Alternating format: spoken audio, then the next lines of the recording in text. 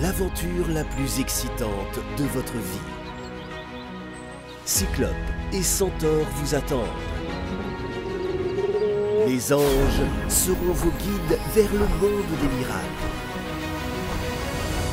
Prenez la force. Devenez un guerrier de la lumière. Sauvez la planète. Découvrez les secrets des hommes verts et de la vie sur d'autres planètes.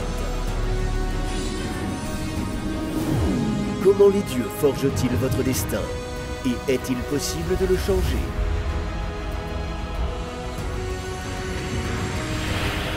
Tous les mystères de l'humanité, de la vie et de la mort, des anges et des esprits, dans le chef-d'œuvre d'animation, La vie au-delà de la vie.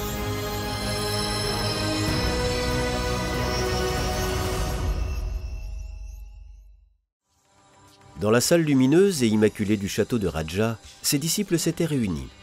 Uruzvati leur transmettait les connaissances qu'elle avait reçues pendant son contact médiumnique.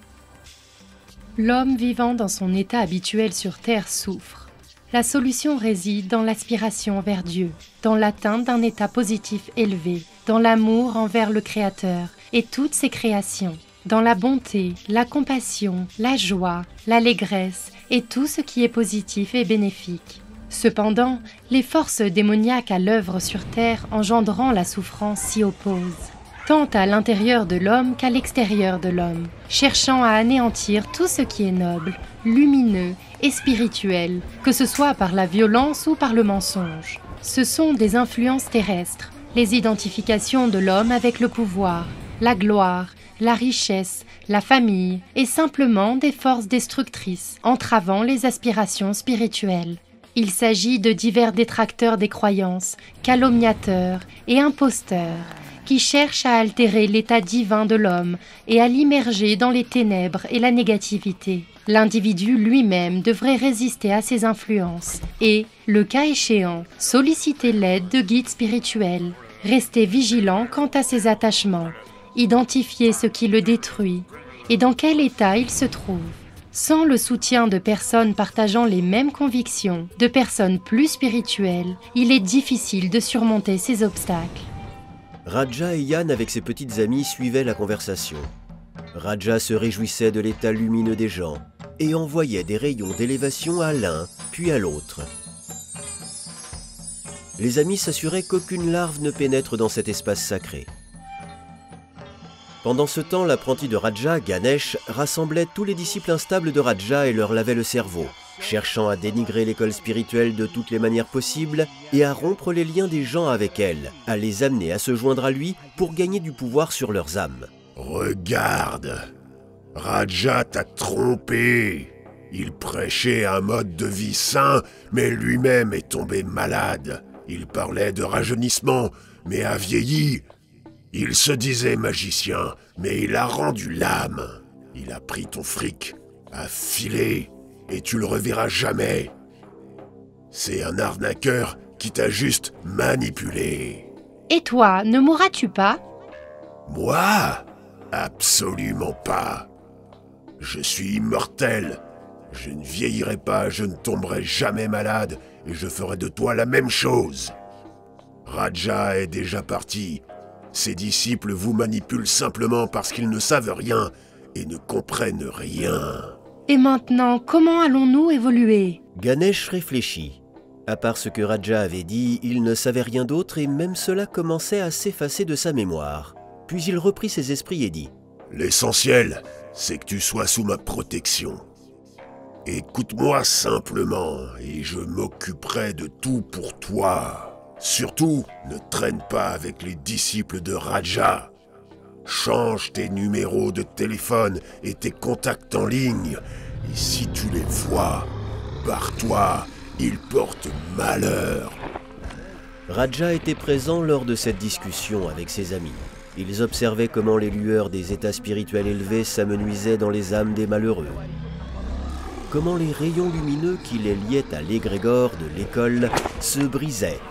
Comment les larves commençaient à les attirer vers des états sombres et comment de vilaines limaces, araignées, punaises et tarentules s'y installaient tour à tour. Mon Dieu, comment peuvent-ils ne pas voir qu'ils débitent des absurdités? Ne sentent-ils pas que leurs états se dégradent, qu'ils sont envahis par la noirceur et la négativité? Ils deviennent victimes des forces obscures. Oui, il a spécifiquement rassemblé des imbéciles et des personnes enclines à une perception négative. Le problème consiste au fait que ces gens sont trop naïfs et ne vont pas rater l'occasion de blâmer quelqu'un eux-mêmes.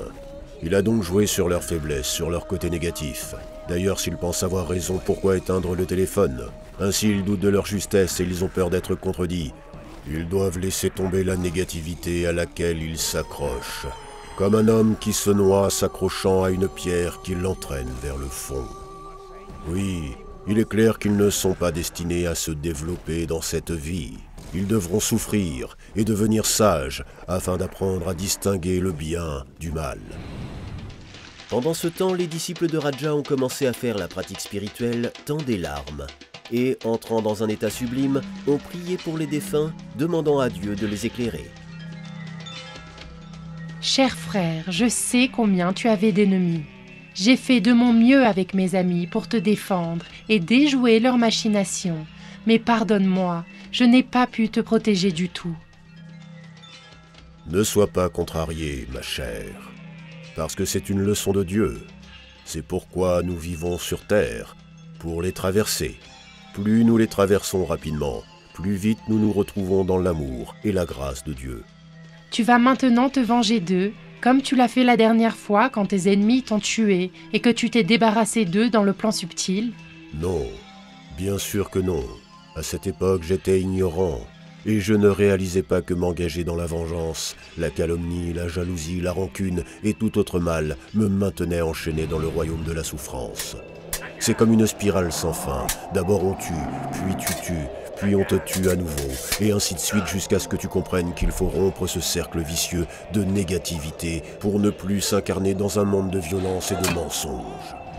Même si j'ai dû me battre et me défendre contre mes ennemis, j'ai prié pour eux et j'ai cherché à les aimer pour briser le cercle malfaisant. Car Dieu est amour, et celui qui demeure dans l'amour demeure en Dieu. Dans l'amour, il n'y a pas de crainte, car la peur est tourment. La peur est imparfaite dans l'amour, mais l'amour parfait surmonte la peur. C'est ce que Dieu a dit. Et j'ai envie d'être proche de Dieu parce que c'est le seul vrai bonheur qui ne dépend de rien et que personne ne peut enlever. Chaque jour, j'essaye de faire des actions bienveillantes. Parfois, je donnais l'aumône, parfois j'ai nettoyé les déchets dans la forêt, parfois j'aidais les personnes âgées. Je le faisais avec beaucoup d'amour, sans juger personne, en me disant par exemple que les pauvres devraient trouver du travail, ou que des voyous ont sali la forêt et que je devrais nettoyer pour eux. Si je faisais cela par contrainte ou avec des critiques, cela annulerait toute la bonté, car une bonne action doit découler de l'amour et renforcer l'amour en nous, plutôt que d'être faite sous la contrainte et les reproches. Alors, est-ce que celui qui a peur n'est pas parfait dans l'amour? C'est simple. Tu aimes Yann et tu as peur de le perdre. Tu as peur pour lui car ton amour a une composante égoïste. Tu aimes Yann pour toi-même car tu te sens bien avec lui. Tu veux le posséder et ainsi de suite. Mais quand l'amour parfait vainc l'égoïsme, le dissout, alors les attachements, les dépendances, les peurs et les jalousies disparaissent. Aime Yann et le monde entier, quelle que soit la situation, qu'il soit présent ou absent, qu'il cesse de t'aimer. Tu restes serein et tu continues à l'aimer et à l'aider autant que possible. Tu l'aimes comme Dieu nous aime. Il est dit que Dieu est amour. Si tu parviens à éliminer l'égoïsme, tu demeureras en Dieu. Pour que ton amour soit parfait, utilise-le pour éliminer toute forme de négativité dans tes relations avec les autres.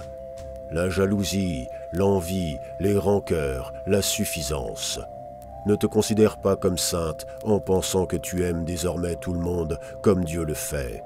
C'est aussi de l'ego.